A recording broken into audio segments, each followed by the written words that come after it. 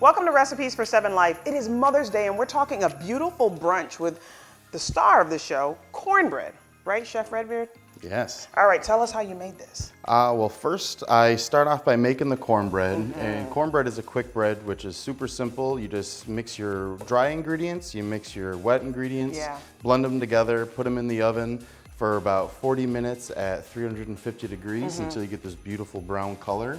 And then when it's hot out of the oven, you can sprinkle some sugar on top or some cheese. Nice. And then to make it, an entree, I sear steak with some salt and pepper in a nice hot cast iron pan. And then while that pan's hot, I like to also toss my shrimp in there. Yeah. And then while that's cooling, you can mix together any fresh salad you like. I had some heirloom tomatoes and radish and pea shoots. Pile that right on top of the cornbread with your steak and shrimp. And with the sweet aspect, you take the one coated in sugar, and I just have fresh cut strawberries and a strawberry preserve and a vanilla bean whipped cream.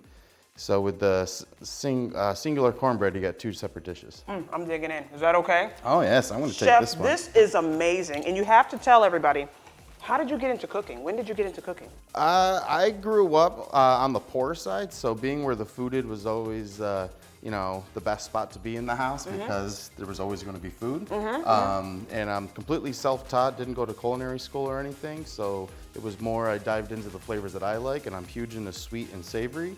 So every time I cook, I try to infuse those two. I'm huge into it too. This is amazing. And people can book you, right?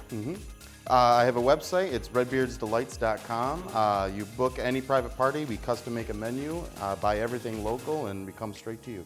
Folks, you need to do that, and you need to get this recipe, wkbw.com/7life. This is amazing. Recipes for Seven Life would like to thank Acme Cabinet Company and Clothes Mentor.